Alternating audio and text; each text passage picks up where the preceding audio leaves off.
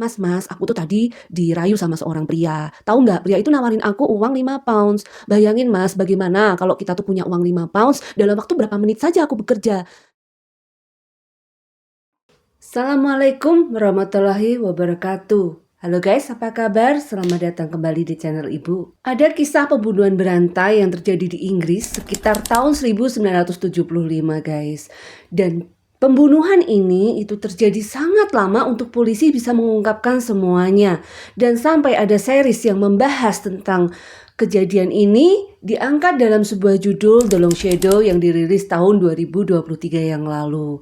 Oke guys, tanpa berlama-lama, kita akan bahas semua cerita ini sesaat lagi.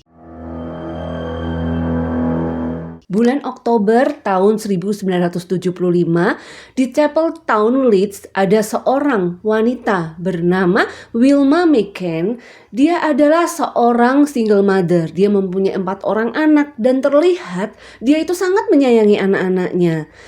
Si Wilma ini adalah seorang PSK guys. Dia melakukan pekerjaan yang tidak halal tetapi untuk menghidupi keempat anaknya. Setiap harinya Wilma ini akan pergi malam dan pulang pagi.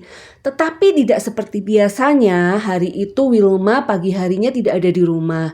Dan hal ini baru disadari oleh si sulung. Anak Wilma yang sulung beserta dengan adiknya menunggu kedatangan Wilma di sebuah halte. Tetapi lama sekali Wilma ditunggu tidak pulang-pulang. Dan pada akhirnya ada 2 orang polisi yang mendekati mereka dan mengatakan bahwa ibu mereka semalam telah dibunuh. Pagi ini jenazahnya telah ditemukan oleh polisi di lapangan dekat rumah mereka guys. Keadaan Wilma saat ditemukan oleh polisi dalam keadaan sangat mengenaskan. Bagaimana tidak? Kepala bagian belakang itu seperti dipukul dengan palu atau sejenisnya dan juga perutnya itu ditusuk-tusuk dengan menggunakan pisau. Kasus pembunuhan Wilma ini ditangani oleh seorang detektif bernama Dennis Hoban dan juga seorang rekannya yang bernama Jim Hepson. Nah, si Jim ini yang mengatakan kepada Dennis bahwa semalam ada orang yang melihat keberadaan Wilma di depan sebuah pub. Tetapi pagi ini jenazah Wilma ditemukan di lapangan dekat rumahnya. Padahal sehari-harinya si Wilma ini selalu pergi menggunakan bis atau berjalan kaki guys. Tetapi pada malam kemarin tidak ada satupun orang yang melihat keberadaan Wilma menaiki bis atau berjalan kaki. Jadi ada kemungkinan Wilma ini dibunuh di tempat yang lain lalu jenazahnya digotong oleh si pelaku dan ditaruh di lapangan.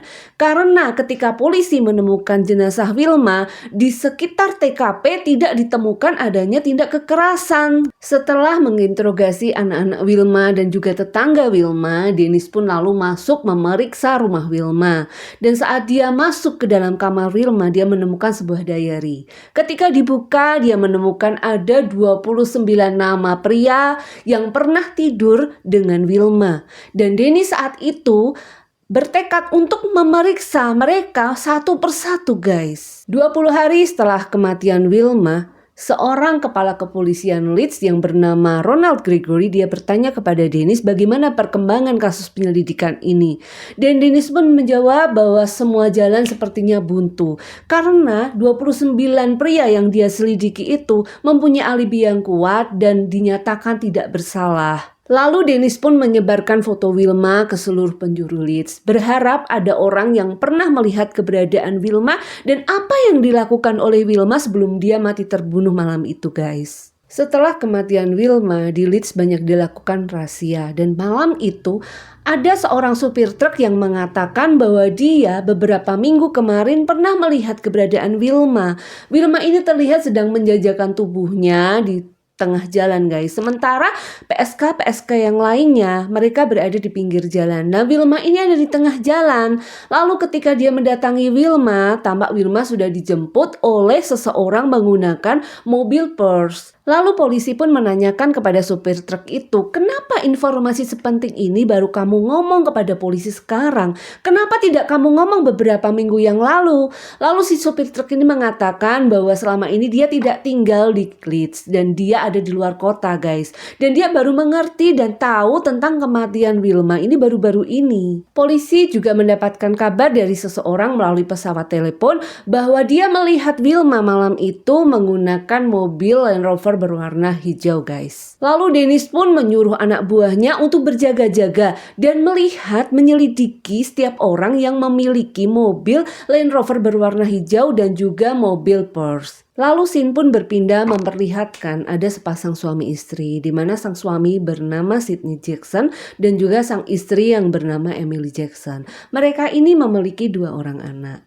Malam itu mereka pergi ke pub bersama. Sebelumnya si Emily ini sempat menolak karena keadaan keuangan mereka saat itu sedang tidak baik guys. Tetapi si Jackson berkata kepada istrinya untuk tetap datang karena dia tidak enak karena ada ulang tahun temannya, teman dekatnya. Lalu Emily pun mengikuti kata suaminya. Mereka pergi bersama-sama ke pub malam itu. Dan ketika sudah sampai ke sana di pub, si Sidney ini asik sama teman-temannya guys. Dan pada akhirnya Emily ini terlihat bosan. Lalu Emily pun berjalan-jalan di pub itu sendirian. Dia berusaha untuk menghibur dirinya sendiri. Lalu tidak lama dia pun bertemu dengan seorang pria. Dan sepertinya pria ini tertarik sama Emily, dan Emily walaupun dia sudah punya suami, tetapi sepertinya si Emily ini menggatal guys, karena dia pun sepertinya suka sama pria itu. Lalu mereka pun terlihat semakin mesra. Tapi siapa sangka, ternyata pria ini menyangka si Emily ini adalah seorang PSK. Lalu pria ini pun menawar Emily. Tetapi Emily ini gak mau karena dia bukan PSK guys. Akhirnya Emily ini kembali ke suaminya. Nah, malamnya ketika sudah sampai di rumah, Emily ini bilang sama suaminya, Mas, aku tuh tadi dirayu sama seorang pria. Tahu nggak, pria itu nawarin aku uang 5 pounds. Bayangin Mas, bagaimana kalau kita tuh punya uang 5 pounds dalam waktu berapa menit saja aku bekerja. Nah, si Emily ini berkata kepada suaminya bahwa dia ingin menjadi seorang PSK guys. Karena hanya dengan menjadi seorang PSK, dia akan bisa memenuhi kebutuhan ekonomi keluarganya. Si Emily ini berdalih bahwa sebentar lagi akan Natal, banyak hutang-hutang yang harus dibayar, banyak tagihan-tagihan yang harus mereka bayar, gitu loh guys. Sekedar informasi saja guys, bahwa 5 pounds di tahun 1975 itu sama saja dengan 37,65 pounds masa sekarang, dan kalau dirupiahkan itu sekitar 750.000 rupiah. Suami Emily yang tadinya tidak setuju sama sekali untuk istrinya menjadi seorang PSK, dia mulai mikir, oh iya dengan uang segitu, kalau mendapatkan beberapa pria hidung belang mungkin akan lebih banyak lagi, dan itu bisa mencukupi kebutuhan ekonomi keluarga mereka. Dan pada akhirnya suami dari Emily ini pun setuju guys, dan dia yang mengantarkan sendiri istrinya untuk bekerja malam harinya. Dan malam hari itu Emily pun mendapatkan 3 pria hidung belang yang menemaninya dan memberikannya uang. Hari pun berlalu dan Natal pun juga sudah berlalu. Nah, besoknya si Emily ini terlihat berdandan kembali. Dia bersiap-siap untuk pergi bekerja sebagai PSK lagi. Suaminya ini mulai berkata kepada Emily bahwa dia keberatan istrinya itu bekerja sebagai PSK. Dia kasihan sama istrinya guys. Tetapi dasarnya si perempuan ini guys, suaminya berkata dengan nada tinggi, dia pun semakin tinggi. Dia semakin marah guys. Dia bilang bahwa suaminya ini belum bisa memenuhi kebutuhan keluarga ini. Jadi mau tidak mau dia yang harus bekerja. Dan malam itu dia berjanji dia akan menjadi malam yang terakhir dia bekerja sebagai seorang PSK. Dan suaminya pun akhirnya mau gak mau pun menyetujui apa kata Emily. Malam itu suaminya mengantarkan Emily kembali ke tempat mangkalnya PSK di daerah Leeds. Tetapi siapa yang menyangka kalau pada malam hari itu pun adalah hari terakhir Emily masih bernafas di dunia ini guys. Karena esok harinya ada beberapa polisi yang datang menemui Sidney. Dia berkata bahwa Emily ini telah dibunuh. Jenazahnya telah ditemukan dan luka yang dialami oleh Emily pun sama dengan luka yang dulu pernah terjadi pada Wilma. Dia dipukul kepala bagian belakangnya menggunakan palu dan lalu ditusuk-tusuk perutnya menggunakan pisau guys. Dulu Wilma mengalami 15 kali tusukan, sementara Emily ini mengalami 50 kali tusukan sebelum pada akhirnya dia meninggal dunia. Sidney pun juga diperiksa oleh polisi karena dia adalah suami dari Emily. Si Sydney ini dulunya adalah seorang tukang bangunan guys. Dia mempunyai peralatan palu dan yang lain sebagainya, sehingga polisi pun juga mulai mencurigai Sydney.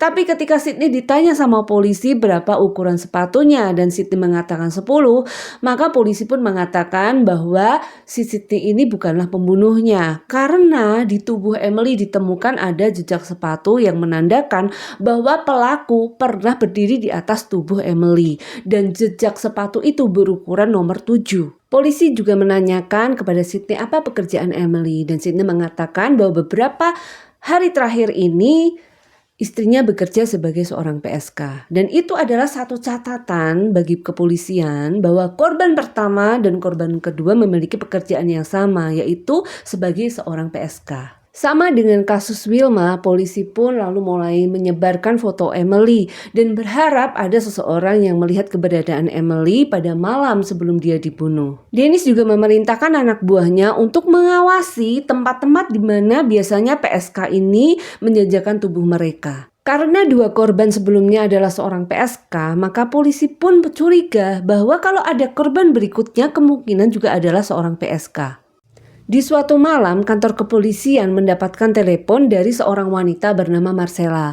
Marcella ini berkata bahwa dia baru saja diserang oleh seseorang pria dan dia memakai mobil berwarna putih. Keesokan harinya, Jim beserta dengan seorang rekannya, seorang polisi, datang menemui Marcella di rumah sakit. Marcella ini terkena pukulan di belakang kepalanya guys, tetapi dia selamat karena dia bisa berhasil melarikan diri. Jim pun bertanya kepada Marcella, bagaimana semua ini bisa terjadi? Lalu Marcella menjawab, dia itu memberikan kepadaku uang sebanyak 5 pounds, tetapi lalu dia memukulku pak. Lah si Jim ini bertanya kepada Marcella, udah berapa lama kamu menjadi seorang PSK?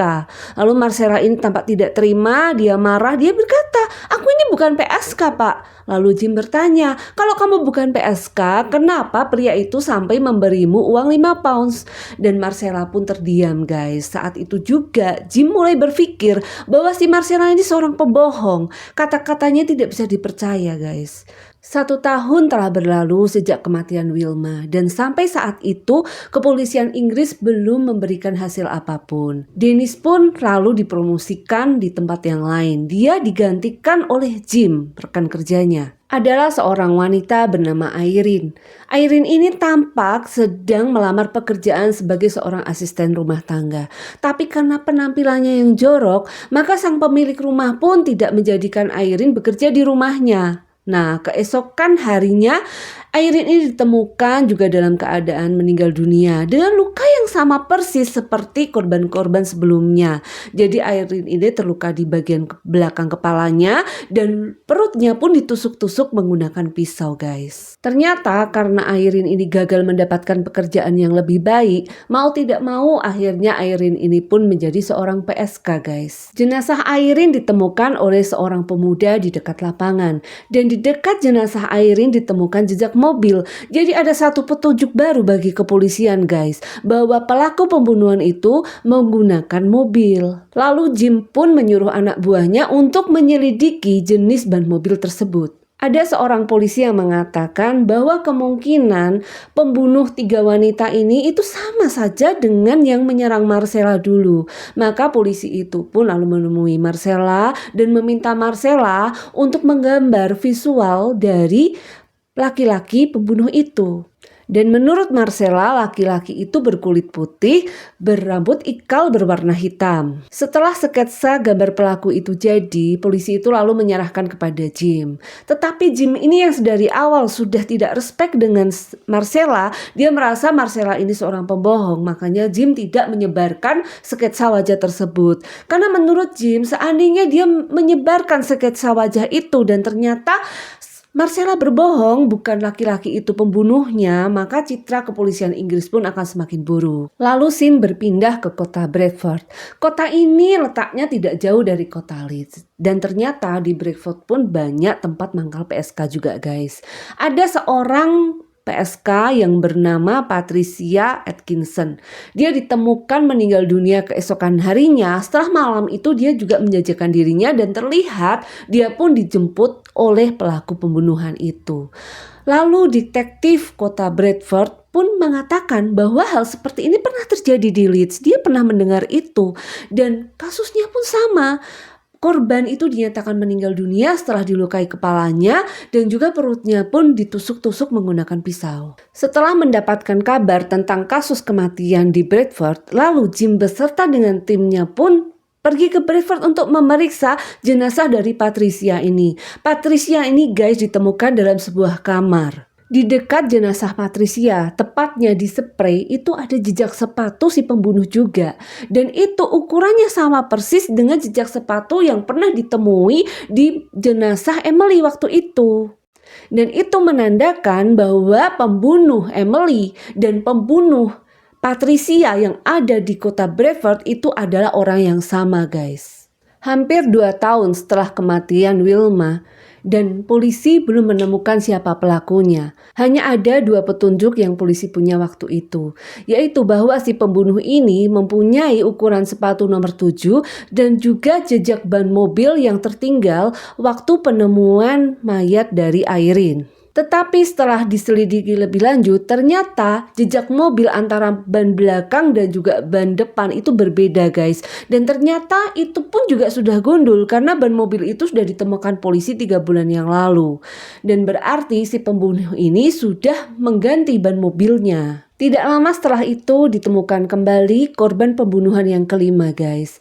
Dan dia ternyata bukan seorang PSK, dia itu wanita biasa. Wanita itu bernama Jayden McDonald dan dia ditemukan di Leeds. Setelah kematian Jayden, maka kepala polisi Ronald menyerahkan kasus ini kepada temannya yang bernama George Oldfield. Jadi Jim ini sudah tidak menangani kasus pembunuhan berantai ini lagi dan digantikan oleh George. Mayat Jayden ditemukan di tempat yang sama dengan waktu penemuan mayat Wilma 20 bulan yang lalu.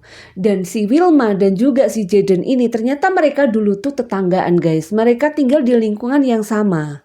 Dengan kematian Jayden, polisi pun lalu memfokuskan kembali tidak hanya kepada PSK tetapi ke semua kalangan wanita guys. 2 minggu setelah ditemukannya jenazah Jayden, ada penyerangan kembali yang dialami oleh seorang wanita dari Bradford yang bernama Maureen berusia 42 tahun. Maureen ini bukan seorang PSK, dia seorang wanita biasa. Dan ketika ditanya oleh polisi bagaimana kronologi kejadiannya, Maureen melupakan semuanya karena dia dipukul kepalanya. Tapi yang dia ingat, dia pernah naik ke sebuah mobil putih guys. Dari sini polisi pun mulai menyimpulkan bahwa kalau Maureen bukan seorang PSK dan dia naik ke sebuah mobil putih, berarti kemungkinan besar bahwa mobil itu adalah sebuah taksi. Lalu George pun menyerahkan timnya untuk memeriksa setiap taksi yang ada di Leeds dan juga Bradford.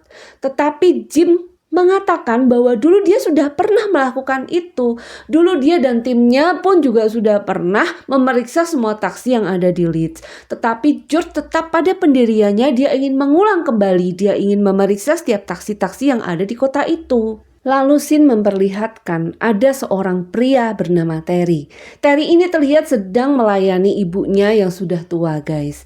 Terry ini adalah seorang sopir taksi dan dia juga mempunyai mobil berwarna putih. Nah, seperti malam-malam sebelumnya, Terry ini suka mengelilingi daerah Leeds untuk mencari pelanggan. Dia tidak pernah membedakan mana PSK atau bukan. Yang penting bagi dia mendapatkan uang dalam pekerjaannya. Lalu ketika si Terry ini sampai ke kantor taksi tempat dia bekerja, dia melihat ada beberapa polisi yang sedang menginterogasi teman-temannya.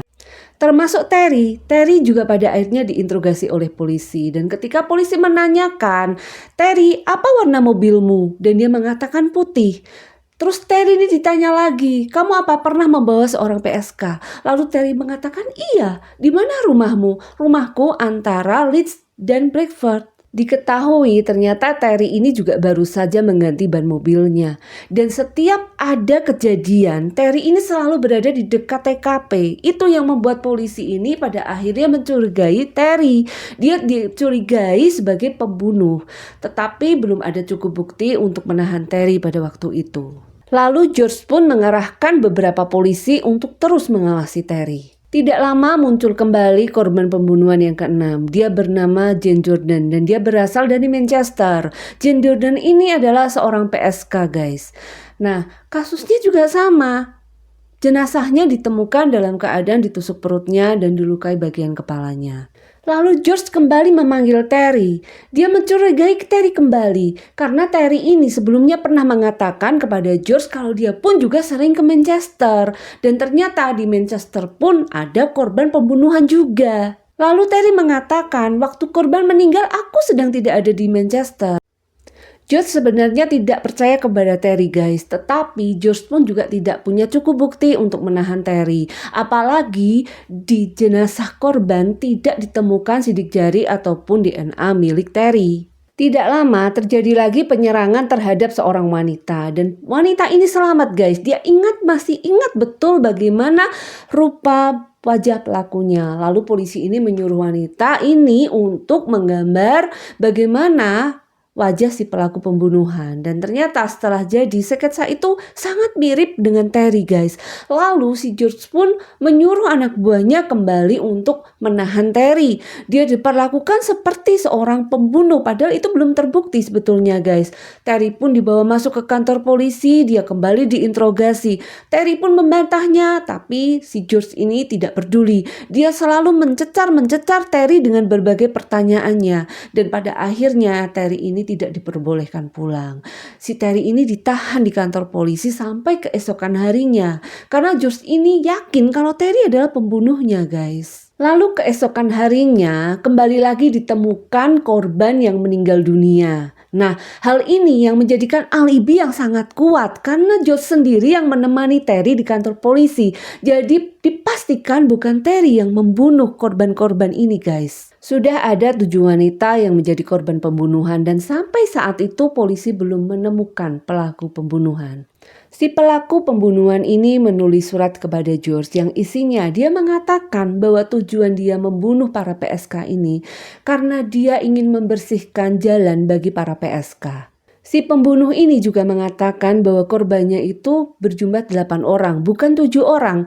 Karena ada seorang wanita yang bernama Joan Harrison. Joan Harrison ini dibunuh pada waktu kasus ini dipimpin oleh Jim.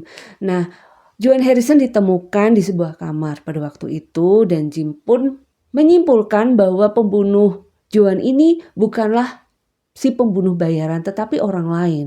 Kematian Joan Harrison tidak pernah disiarkan ke publik oleh kepolisian. Jadi ketika si pembunuh ini mengatakan bahwa dia yang membunuh Joan, berarti hampir dipastikan 100% kalau surat itu asli dari si pembunuh. Sudah hampir 3 tahun sejak kematian Wilma, korban pertama dari pembunuhan ini.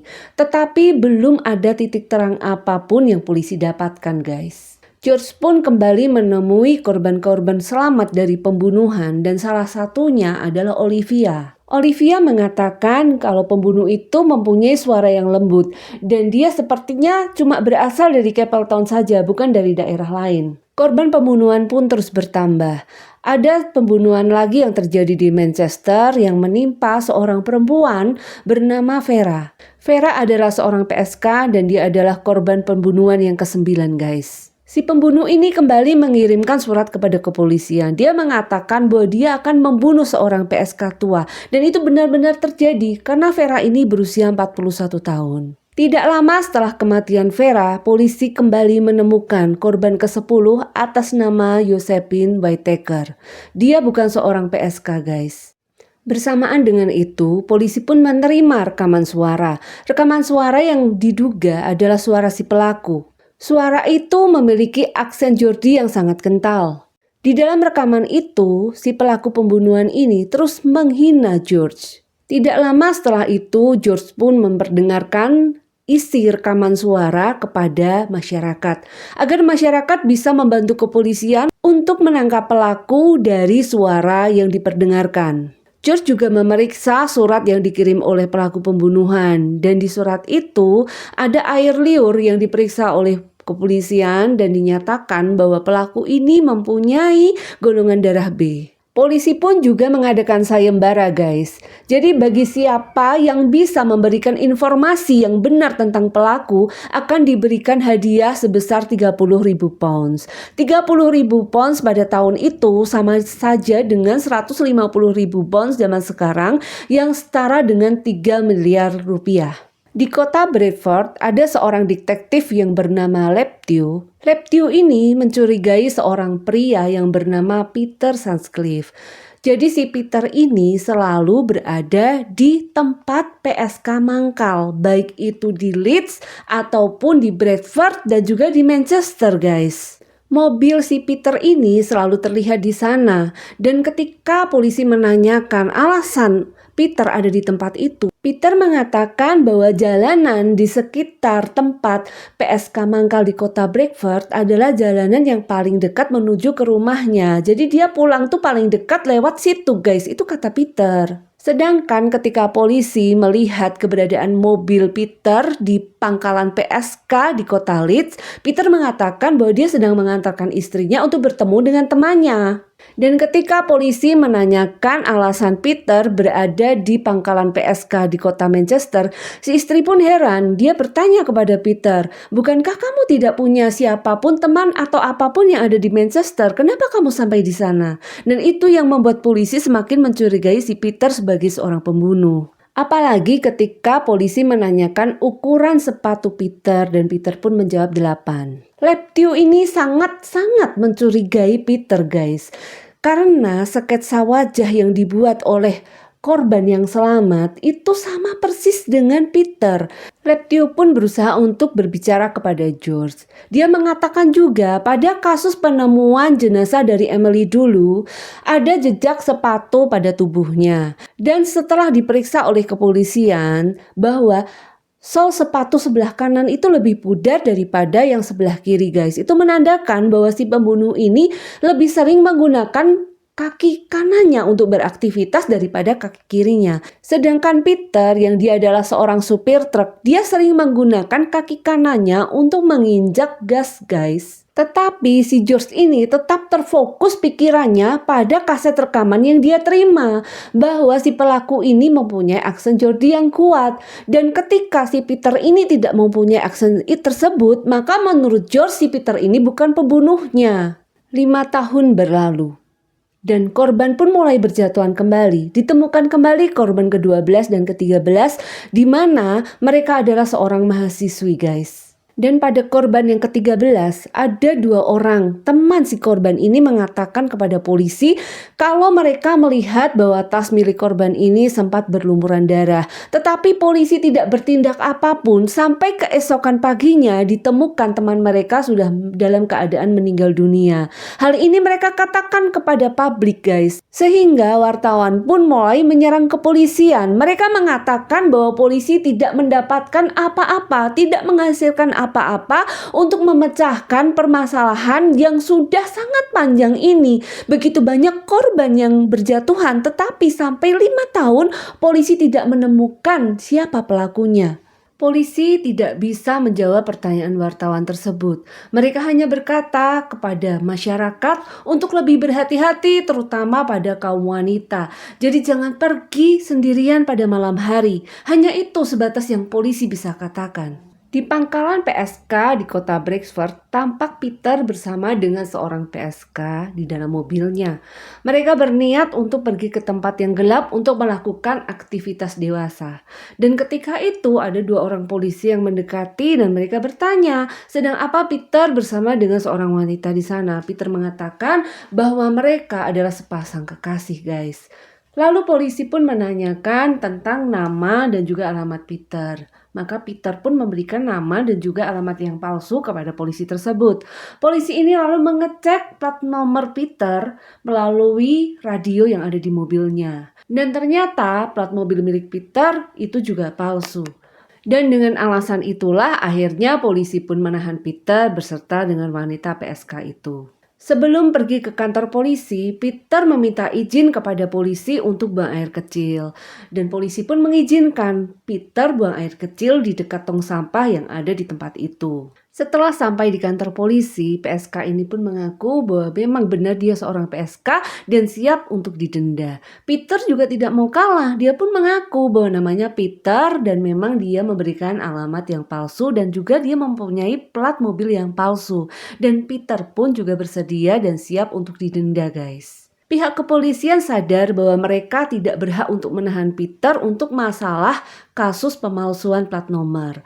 Tetapi polisi di sana merasa yakin bahwa Peter ini adalah pembunuhnya, tapi mereka tidak punya alasan apapun untuk menahan Peter, guys. Lalu seorang polisi di sana bersikeras untuk tetap menahan Peter walaupun dia tahu bahwa itu menyalahi prosedur. Akhirnya Peter ini ditahan di kantor polisi. Sementara itu para polisi yang lainnya pun memeriksa mobil Peter berharap ada barang bukti di sana. Dan mobil Peter pun dinyatakan bersih, tidak ada apa-apa di sana, guys. Lalu polisi yang tadi menangkap Peter pun teringat kalau tadi Peter sempat meminta izin untuk buang air kecil di dekat tong sampah.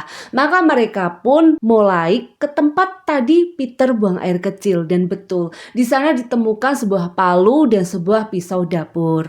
Polisi lalu datang ke rumah Peter untuk mencocokkan barang bukti yang mereka temukan. Dan ketika mereka masuk ke dalam dapur Peter, di sana mereka menemukan serangkaian pisau-pisau dapur yang berderet-deret, tetapi ada satu yang kosong. Dan motif pisau itu pun juga sama, guys. Jadi bisa dipastikan bahwa pisau yang ditemukan di dekat tong sampah itu adalah milik Peter. Setelah memiliki alat bukti yang kuat, para polisi ini pun mulai menginterogasi Peter lagi dan disitulah Peter tidak bisa mengelak. Pada akhirnya Peter pun berkata, "Benar, aku adalah pelaku pembunuhan berantai itu." Setelah mendengar pengakuan Peter, George pun dibuat seakan tidak percaya. Dia menyesal kenapa dia tidak mempercayai semua petunjuk-petunjuk yang sebenarnya sudah mengarah ke Peter, guys. Pikiran George hanya berpusat pada aksen yang ada di kaset rekaman yang dia terima. Sementara setelah diselidiki, kaset rekaman itu ternyata kiriman dari orang iseng, guys, yang dia berpura-pura menjadi seorang pembunuh. Seandainya pikiran George tidak berpusat kepada kaset rekaman itu, mungkin 3 pembunuhan terakhir ini bisa terhindarkan. Tapi apa mau dikata, guys, semua sudah terjadi, pembunuhan itu sudah terjadi. Butuh waktu 6 tahun bagi polisi untuk menangkap pelaku dari pembunuhan. Awal pembunuhan itu terjadi tahun 1975, sementara Peter itu ditangkap pada tahun 1981. Total pembunuhan yang dilakukan oleh Peter Sutcliffe berjumlah 13 orang meninggal dunia, sementara 7 orang selamat tetapi terluka cukup parah. Dan pembunuhan ini lebih dikenal dengan nama pembunuhan Yorkshire Ripper. Peter Sutcliffe dihukum dengan hukuman seumur hidup, guys. Dia meninggal tahun 2020 kemarin di dalam penjara karena terpapar COVID-19. Demikianlah cerita ibu pada saat ini. Guys, lebih berhati-hati lagi terutama bagi kita kaum wanita. Alangkah lebih baiknya kalau kita lebih berhati-hati dalam segala hal, terutama kalau kita keluar pada malam hari. Lebih baik jangan sendirian ya, guys. Bagi kalian yang suka dengan channel Ibu, silahkan untuk like, subscribe, dan juga komen. Sekali lagi Ibu katakan bahwa Ibu sangat membutuhkan partisipasi kalian untuk mengembangkan channel Ibu ini. Terima kasih ya guys. Seandainya Ibu banyak kesalahan dalam setiap tutur kata, Ibu mohon maaf yang sebesar-besarnya. Bye-bye.